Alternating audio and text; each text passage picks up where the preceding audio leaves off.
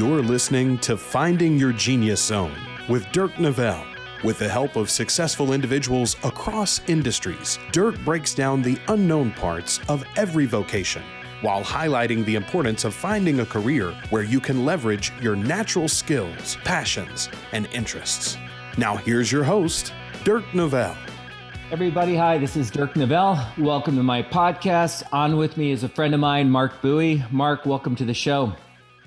Thank you, brother. Thanks for having me on. I appreciate you. You're welcome, man. Mark just came home from a long day of work. And so real quick, I like to say Marky. He calls me Dirky. I don't know where Dirky came from, but I think we like to throw a Y at the end of the names. Mark is a guy that I've gotten to know over the years. We're both part of the same coaching group of mortgage professionals. And, you know, it's really grown into a large group. And, you know, you meet twice a year, you get pretty deep on stuff. And Mark's a guy that I've always gravitated to. He's just kind of my kind of guy. I really like hanging out, having conversations with them.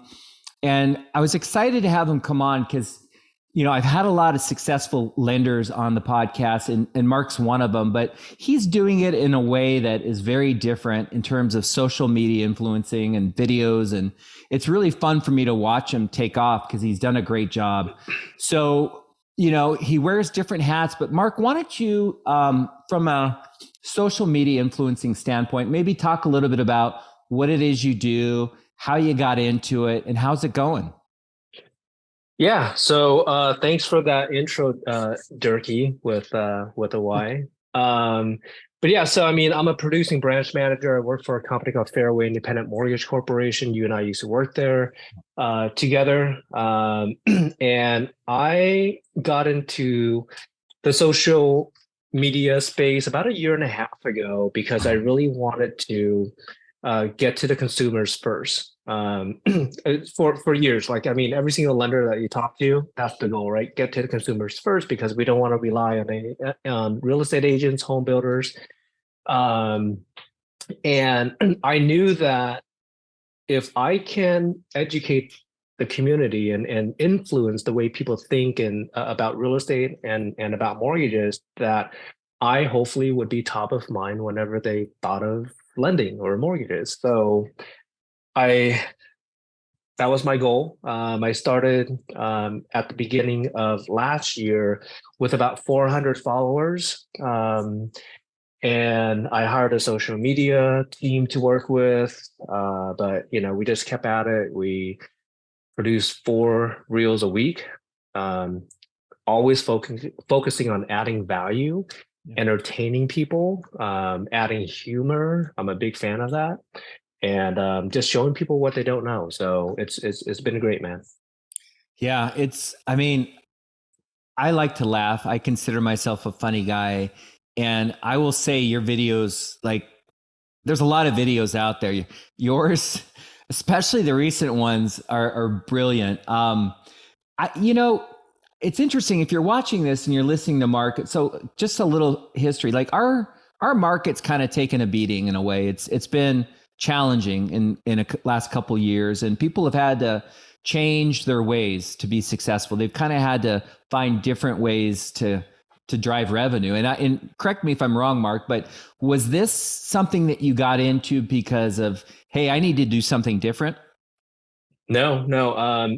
This is something I got into because I really wanted to find a different lead source. You know, as I mentioned earlier, I wanted to get to the consumers first. I had, you know, a lot of our business came from real estate agents, and during the last couple of years, I just noticed that, you know, some of the relationships that we had with our real estate partners weren't quite the same anymore. And I just got to the point where I didn't want to rely on, you know, have our livelihood rely on other people other than myself. So I started social media even before the rates went up, you know, and, you know, so in a way, I feel fortunate that I did, because I feel like I had a decent head start. Yeah, I mean, you just see a lot of people in our industry doing this, right? And I think they're trying to figure out ways to get to the consumer. You know, in some of the conversations we had over the years, you know, you've talked about maybe being fearful of public speaking or whatever, you know, your videos are you feel very natural. Like, was it a transition? Was it hard in the beginning and just get easier, or does something change when the camera goes on? It was hard in the beginning and it got easier. I you know, you know me, like I hate public speaking. I'm a bit of a shy guy, and I admire people who actually are able to stand on stage and deliver a speech. You know, like a lot of the guys that we know in our coaching program. But for me, I really had to work towards being comfortable in front of a camera. You know, it was really challenging at the beginning. I learned a couple tips along the way that made it easier. One of the best tips that I learned is, you know, when you're looking at a lens, try to picture somebody you really care about, right? So for me, like I pictured my oldest daughter, my youngest daughter, my wife sometime, and Me?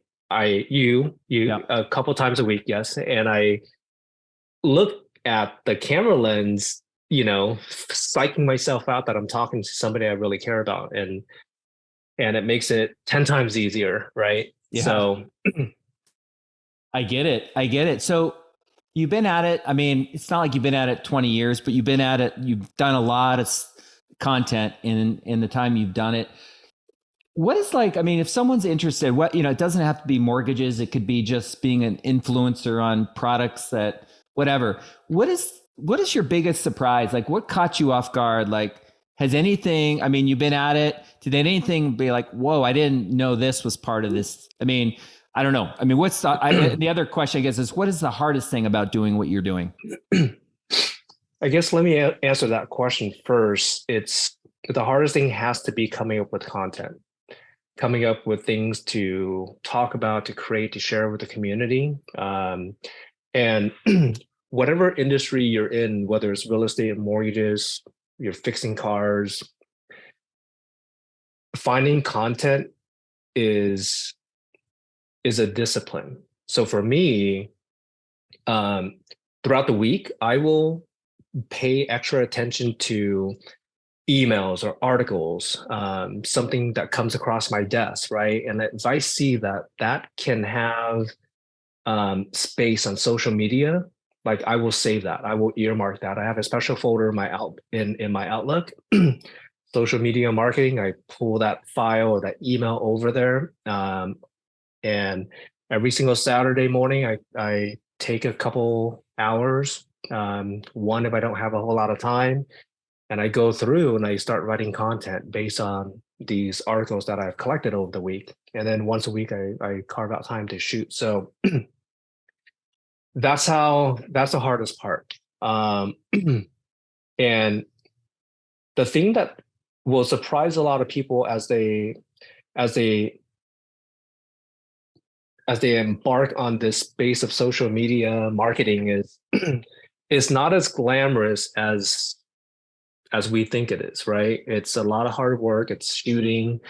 I do a lot of my content in public, and you know, I had to get over the fear of like people looking at me, people telling me to go away, people telling me to like stop shooting in my store.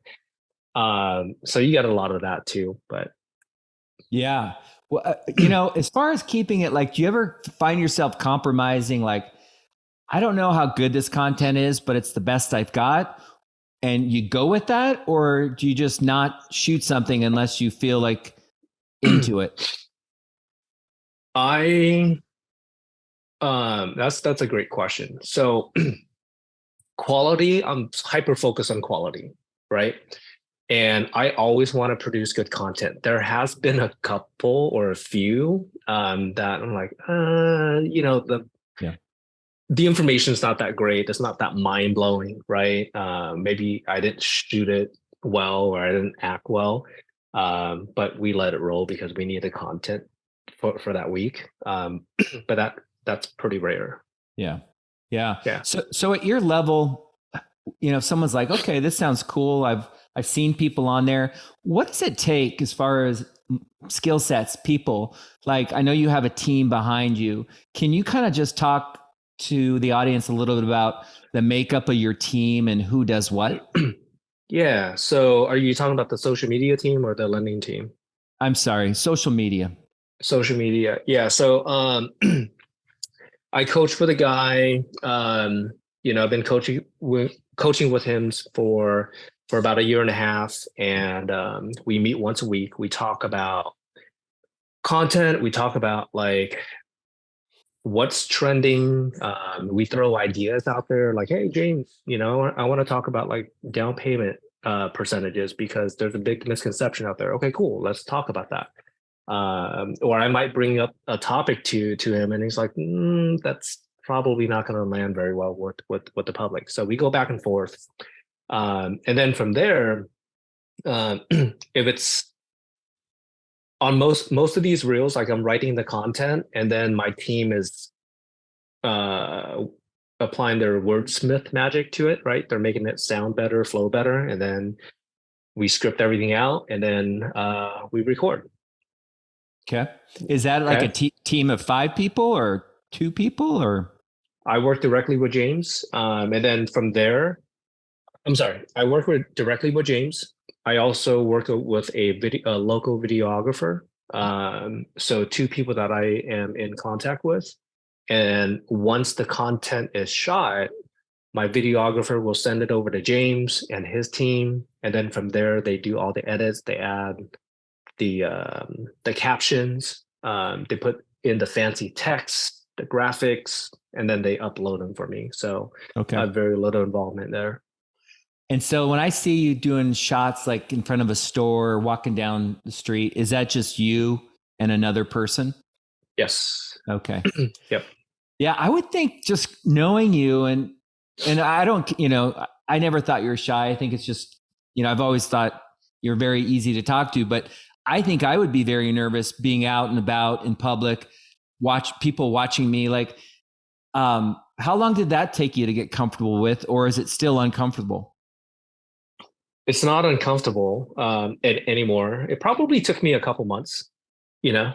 Yeah. And then you get to the point where you realize if it's the owner of the store, that he or she might say something, but most of the time, if it's the employee, they're like, we don't care. Whatever.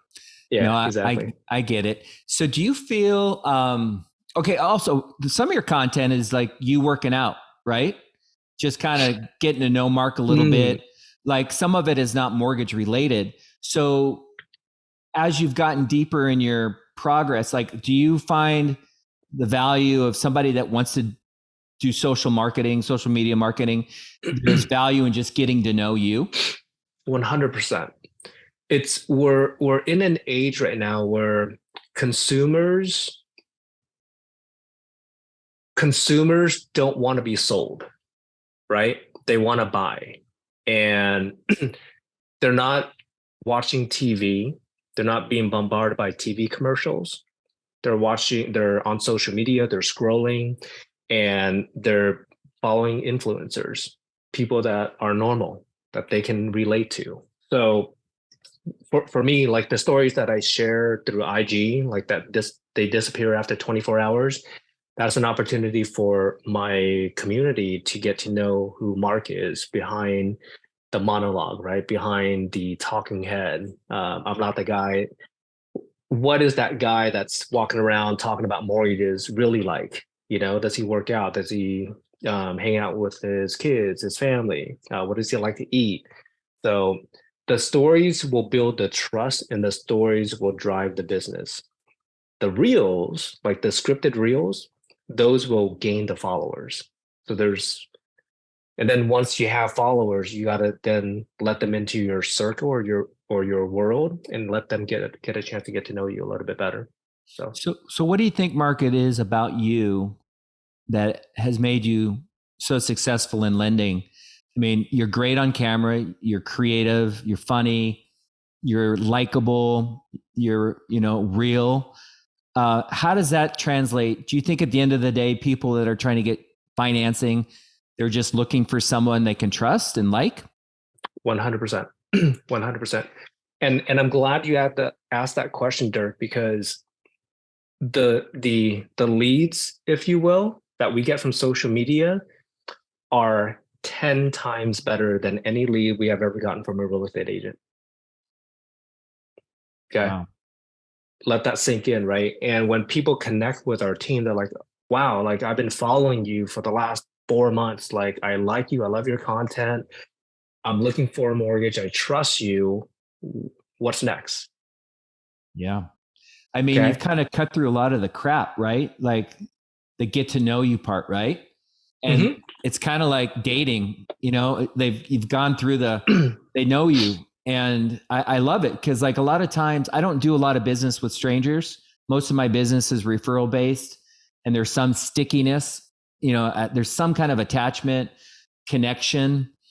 But you're establishing that connection already, right? It's like scaling. You're scaling your connection through video.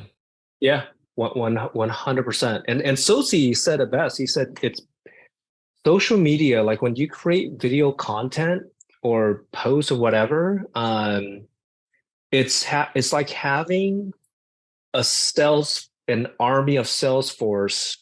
Did I say that right? I get you, brother. Yeah, that is out there selling like 24/7, even when you're sleeping. Yeah. Yeah. And so pretty powerful. Well, the thing I love about you and you're like, I always ask myself, would I do alone with that guy? You know, and like, I'm a big fan. I just want to trust the guy. I don't want someone full of shit. I want somebody that,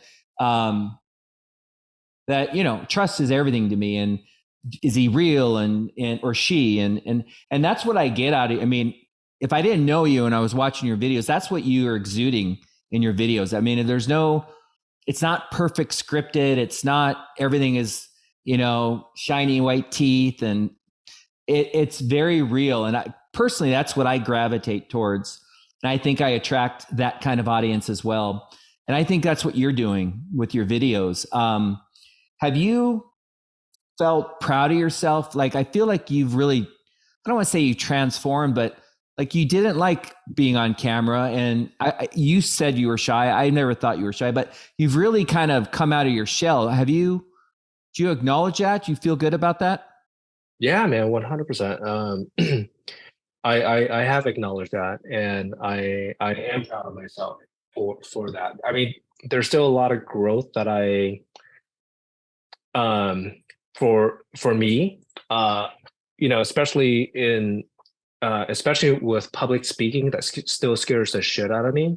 But I feel like now that I have been able to overcome the fear of being in front of a camera, like what else can I overcome, right? So it's a very an empowering feeling. Yeah. But yeah, man, thanks for sharing that. Yeah. Would you feel like you would be scared to public speak if it was something that you were speaking of the heart, like that you really were into? No. Yeah. Yeah.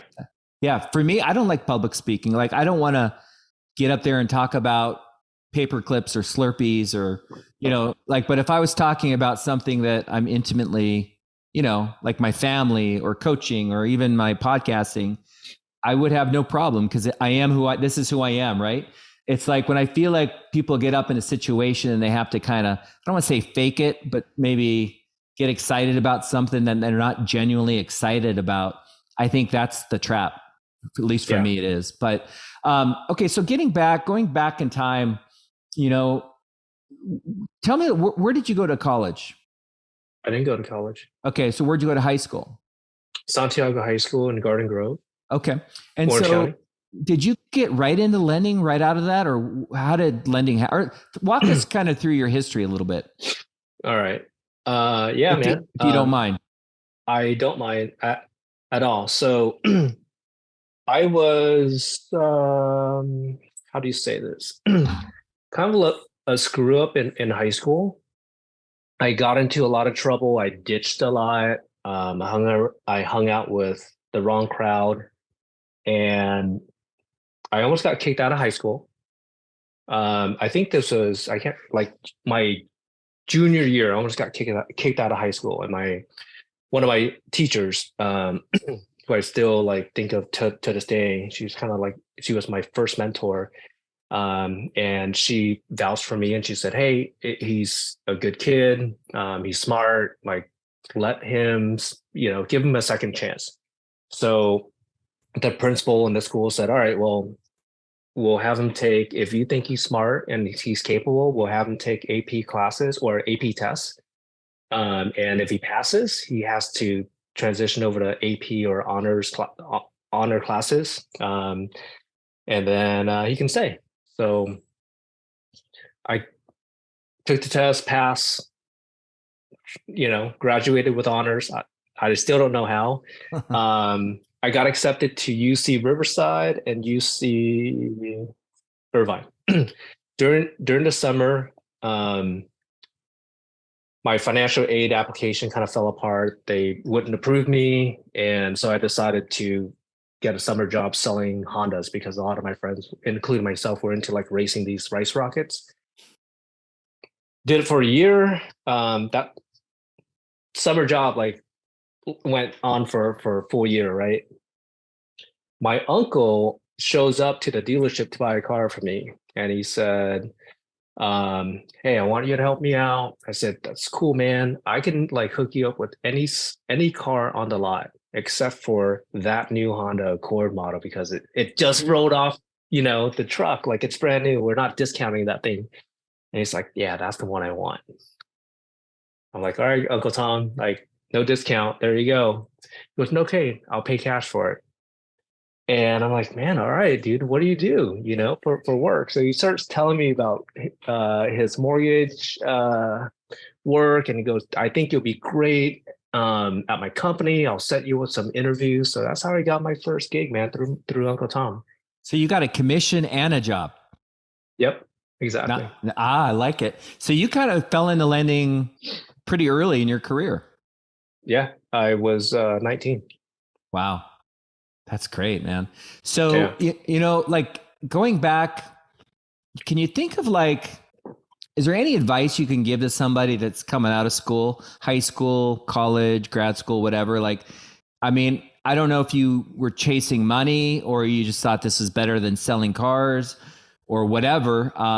But is there any advice that you might give to somebody that's kind of trying to figure it out right now? Yes. The advice that I would give is time moves very quickly, even when you don't think it's moving very quickly. And don't be fooled by what 4 years is going to look like or what 5 or 10 years is going to look like. It's going to happen like that before you know it. Meaning, like, if I had that mentality as a 21-year-old or a 25-year-old, I would have invested more spent more time doing the right things, spent more time learning. And instead of like talking myself out of it, thinking, "Oh my God, it's going to be so much time. I'm not going to even bother with investing in real estate. I'm not even going to bother going to school." So just recognize that, right? Time moves very quickly. Yeah. I was thinking about a podcast I did with Josh, and it hit me, and it made me realize if I had listened to that podcast when I was 22, I would have done life very different. And that's really, Marky, the goal I'm trying to do with my audience is I'm trying to, it's like dating. Sometimes you got to date to know who you want to end up with. And sometimes you got to take a job to know what you like. But I'm hoping to help people kind of expedite the process of getting into the right work versus the wrong job. And but people can say there's no wrong job, but I do think that when you align your skills and your interests in the right career, you're going to experience something very differently. As far as advice to someone who's struggling and it's like trying to figure out, I don't know what I want to do. Do you have any thoughts for somebody like that? Like, imagine your daughters and gosh, I don't know, 15 years, whatever. We all want our kids. I have 2 kids. I want them to be happy. I want them to be successful, but I also want them to be happy. What's your advice to somebody who's just really having a hard time trying to figure that out? Man, that's That's a good question because I'm still trying to figure out my life, Turkey. Uh, Are you? sometimes I, the advice I would give is, and this is just me, right? Like, Yeah. What's your advice? I love, I love real estate. I love investing in in real estate. And I would say, like, regardless of what your interest is, you should not have to, but you should look at real estate investing to build passive income so that you can do whatever the heck you want, right? You take a look at somebody like Josh Meadow, like he has hundreds of doors. He doesn't need to be in lending, like he can do whatever he wants. And that's because he started at a really young age.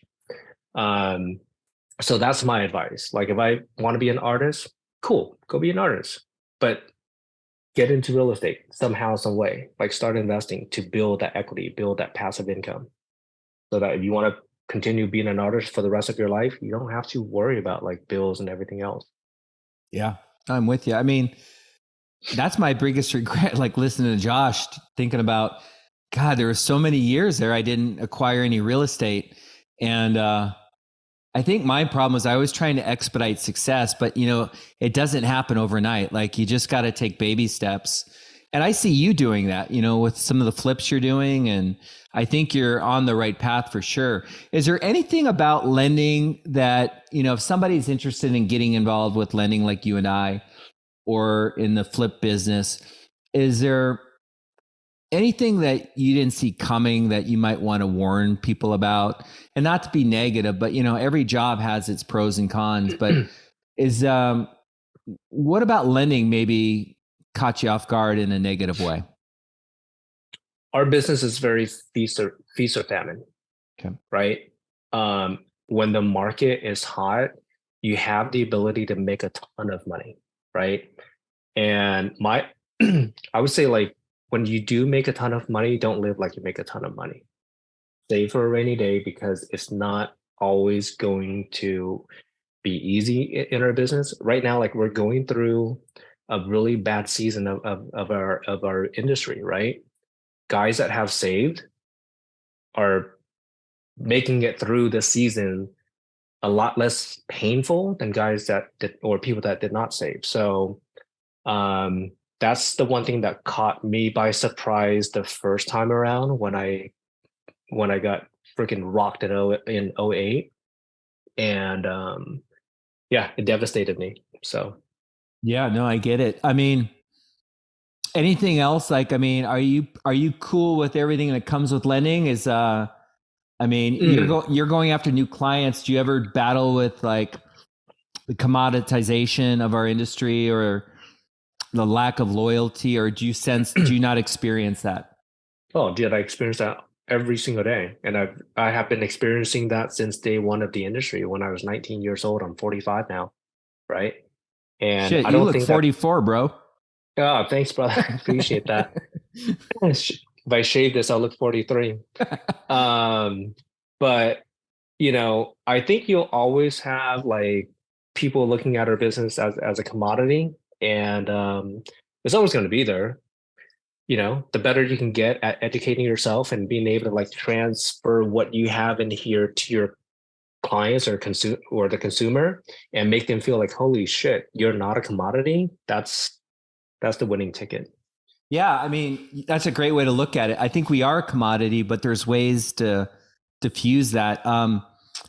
Like, what is it about this business, the lending business, that does it for you? Is it, I mean, is it, some people say, I just freaking love to put people into their dream of owning home. I mean, is that it for you, or is it the freedom that comes with it? Or, what is it about lending that does it for you? It's a lot of things, man. It's the freedom, the flexibility of being able to do this wherever we want, right? You and I can be working in Hawaii if we wanted to, right on the beach. We just need internet connection, right? The ability to make a good living, winning a client over and getting them like put their trust in you, that's like hitting a 3-pointer. Yeah. Getting a first-time home buyer into their first home and watching them build equity, that's amazing, man. Like that's like watching your kid grow. So there's a lot of things about the business that I love. And it's an industry where you're if you're doing it right, like you're delivering good news, meaning the phone calls you're making, right? Hey, congratulations on getting your offer accepted. Hey, congratulations on closing escrow and buying your first property or buying your investment property. We're For the most part, we're always giving out good news, as opposed to I got a buddy who spent freaking years in college to become an attorney, and he handles divorces. He makes a shitload of money, but the guy is miserable. Dude. He goes, dude, some of the like conversations that I get sucked into every single day, it's disgusting, it's nasty, and I see like the bad side of human beings, and he's depressed all the time, right? He doesn't get to deliver good news like you and I do. So I think that's one of my favorite things about the industry. So Yeah, I think that's good. I haven't heard that yet from any of my lender guests. Because a lot of times people get into careers or jobs, they don't really understand what comes with it, right? So you've talked about the uncertainty of based on economic times, it might be really slow. The commoditization, the good stuff of giving good news. Are there any other things that might surprise somebody that's kind of dead set focused on getting into lending that they might need to be aware of? It's the ramp up period can be slow. Yeah. But when you're first starting, if you're referral based and you're trying to build relationships and build trust so that people can refer you business, it can be slow. Expect a 3-month, maybe a 6-month ramp up period. But once it's like a train that's, you're trying to get in motion. It takes a minute, but once that train's gets in gear, like it's the momentum will carry and it'll make it like almost unstoppable in terms of lead flow. So you're a producer, but you're also a branch manager. So do you have other LOs that work underneath you? I do. Yeah. I have 3 other LOs. Okay. Do you enjoy that part of the business as far as mentoring and coaching and all of that? I do, man. Yeah. It's a very rewarding part of my business. It allows me to be like a mini Tim Braheem. I take what I learned from you and all the guys that we hang out with, and I coach these guys, and so it's fun. It's fun watching them grow. So are you a better coach, manager, producer, or social media influencer? Right now, dude, I think social media is winning. Yeah, I'm having a lot of fun on social media right now. There was a period though, Dirk, like 6 months ago where I fell into a funk, dude. Like, man, I don't want to create content anymore. It's boring. Like everything's the same. I got sick of it. So I had to reinvent myself. I had to reinvent the content and the style. So that's why you're seeing me try like a bunch of different styles right now. I love it. I mean, I think that's good. Again, I'm thinking about people who are listening and watching this, and sometimes the path to success isn't always A to B. I mean, you keep trying, you keep switching it up, and I mean, sometimes that's what you have to do, right? 100%. Yeah, you constantly have to do that. Like we're switching up our mortgage practice right now. We're switching up our pre-purchase consultation. We're swapping out slides, putting stuff in that's more relevant to the times, and changing the way that we communicate with our referral partners, changing the way we get new leads. It's constant. You got to change it up. So talk to me a little bit about AI and how, I mean, I don't know if you're using it, but when you're talking about content, what can I come up with?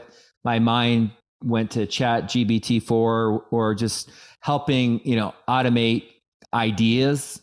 Are you using that at all to come up with content?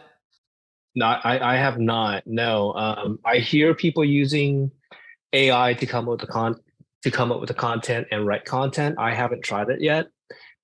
We started using AI to um, enhance our graphics. So if you watch the last two reels that I posted, or three, um, like I'm getting transformed into Superman as I'm walking, or a doctor because I'm talking about like vaccine, you know. So we've been using AI from that perspective, and it's been fun. Again, we're just trying to play around with it, uh, be creative. I'm an artist at heart. I love art, and this is an opportunity for me to use my creative side. So if somebody wants to be 100% social media influencer, there's a million ways you can do it. I don't understand the different areas of compensation. Like, you're doing it to drive traffic to do more loan business, right? But there's also social media influencers where they might if they're driving people to a certain site to buy, dresses or sunglasses or whatever, they're going to get a cut. I don't know if you have the knowledge, can you speak at all to the different ways people can make a living doing social media marketing like that? I wish I could speak to this, Turkey, because I don't know. Okay. Like I said, my main goal is just to drive business to my mortgage practice, and getting to the consumers first. I know that there are people monetizing social media on a completely different level. They're getting paid advertisement or what have you, but I'm not there. Yeah, no, that's totally cool. Yeah. I guess the good news is you're getting this audience, but is there any drawback to having a bunch of random people following you? Do you get any weirdos that stalk you? I mean, have you had any of that? There are some followers that show up more often than I thought is normal, but it's perfectly fine. The part for me though about social media and having followers now is I'm a pretty private guy. Okay. And my wife is also pretty private too. She doesn't want me to share like a lot of our family stuff on social media because of the following. And I'm kind of torn in the middle because my social media coach is like, hey, you got to share like your personal life. You got to share your family stuff, and so that they can see who Mark Bowie really is, And Kimberly's on the other side saying, don't you share like, our baby's faces on social media. So that's been a struggle. So sometimes when I post something related to the girls, it's not showing their faces, I used to walk them to school before summer break, and it's just a video of me holding Morgan's hand. So yeah, that's been a challenge. I think it's interesting. I mean, it's a random question, but I think there's a lot of things people don't think about that come with doing what you do, right? The goal is to create this large audience, and it can be good, but it also might cause other issues that you didn't forecast, random people showing up, giving to, like, I've always been a little reluctant. Like, I post online when I'm, proud of my kids, or maybe I'm in a cool spot and I see beauty and I want to share it. But I've always been a little gun shy on exposing too much myself to strangers or to people I don't know that well. But the battle too is sometimes you kind of got to do that, get out of your comfort zone to, drive traffic or a new revenue stream. So it's kind of a dance, and I don't know, it's a tricky one, but I think you're doing it really well and delicately. So I commend you on that. Thanks, man. Well, it's definitely a dance that I'm still trying to like learn the steps too. So right on. So as we wind down, if you were to rewind this back, you said Garden Grove. Is that where you went to high school? Mm-hmm. Is that like Sublime? Yeah. Yep. Were you almost in that band? Is that why you got kicked out of high school almost? Because you were just a guy that was. Were they big when you're not too far from my age, but no, that was after high school, right? That was like a long time after, right? Sublime was a little bit after high school, but yeah, they were pretty big. when I was growing up, I'm trying to think, like, was that after high school? Possibly. Yeah. I think it was. Yeah. Yeah. Yeah. After high school. Nonetheless, if you reround the clock, and would you do it different? Like knowing what you know, like would you have gone right into lending, kind of like you did, maybe bypass the car salesman job, like, or would you do it differently?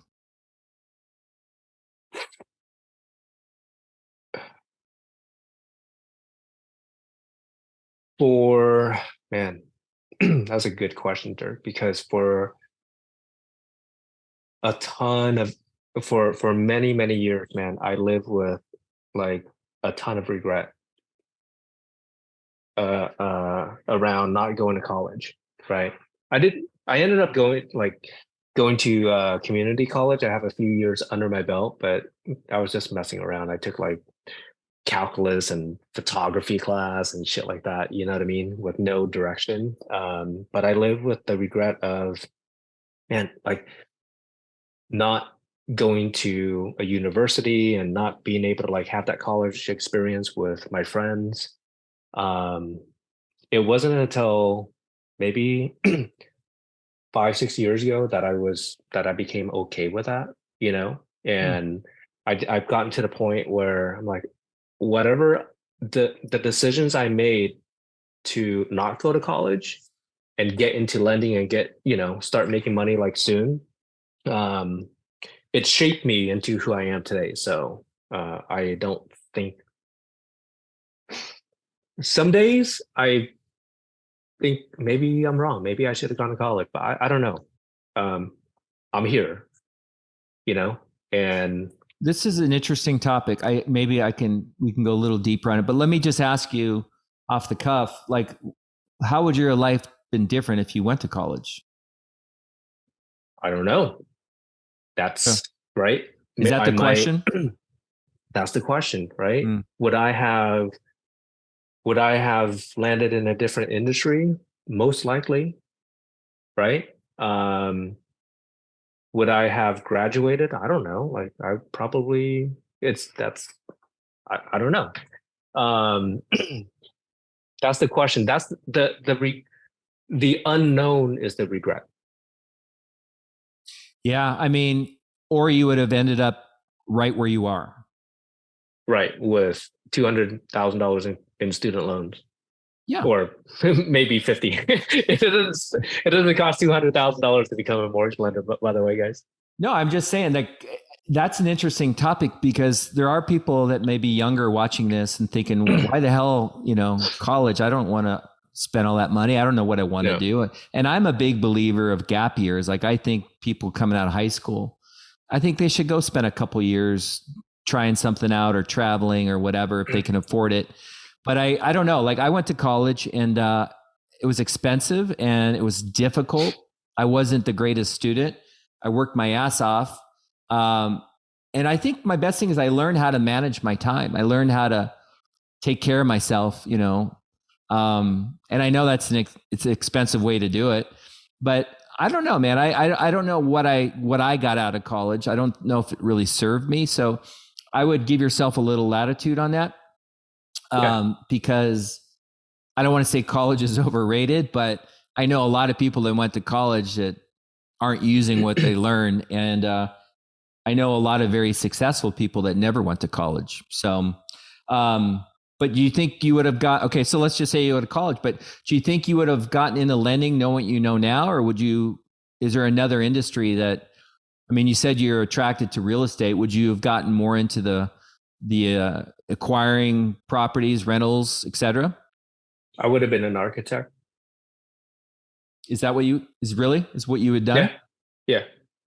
That's interesting because that's sometimes what I think that I would have done. No way. Yeah. What is it about architecture that you like? I told you earlier, I shared with you earlier that I love art. I just love like the beauty of buildings and the design, the concepts, especially thoughtful design, building design. Like it fascinates me, so when I was a kid, I wanted to be like, I can't remember if I was like 8, 9, 10, somewhere around that age, right? And I shared my desire to be an architect to my uncle, and his response was, "Yeah, that's great, but like that's way too competitive. Like you gotta work for somebody, be an apprentice for like 10 years, and if you're lucky, like you become a decent architect and make like maybe decent money too." And I remember that conversation really, like, it discouraged me from having additional thoughts about being an architect. It wasn't until I got older and I learned better. I'm like, why the fuck did I listen to that guy? You know, why the I let his words change my goals, and that was a big lesson for me. So I was going to ask you any last parting advice. That to me is really good advice to someone that's listening is, a lot of times the people around you love you and they want security. They want you to have a safe life.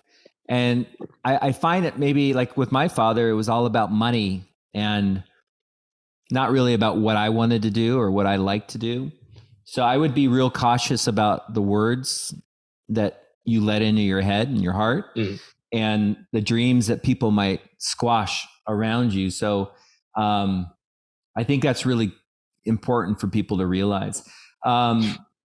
Anything as we end this that's on the, that you feel inclined or that's on the tip of your tongue that you want to leave with the audience relating to being brave and finding your passion and finding a career that you actually will enjoy? something very similar to what I ended the podcast with Tim Brahim. He taught us that we don't have to believe everything that we think, especially when it comes to going after our passion, our career. And it ties into the architect story that I just shared with you guys. Like, our brain is powerful, right? Our thoughts are powerful. And if we start listening to the negative thoughts, it may prevent us from ever reaching our true possibilities. So that's what I'll leave the audience with. I love it, Mark. By the way, The Fountainhead is a great book. My favorite character, my favorite book, but it's about architecture. It's really about life. But if you like architecture, it's a big, thick book, but you might want to read it. It's Ayn Rand. It's a long one, but it's really good. Mark, thanks for coming on, my friend. I'm glad to call you a friend, and I'm really impressed with what you've done. And I show my wife your videos. Saw the one the other day of the Gladiator, and you're really good, man. Like if I didn't do a loan for myself, I would have you do my loan. So you're doing something right. So thanks again, man. I appreciate that, Turkey. All right. See you, bud.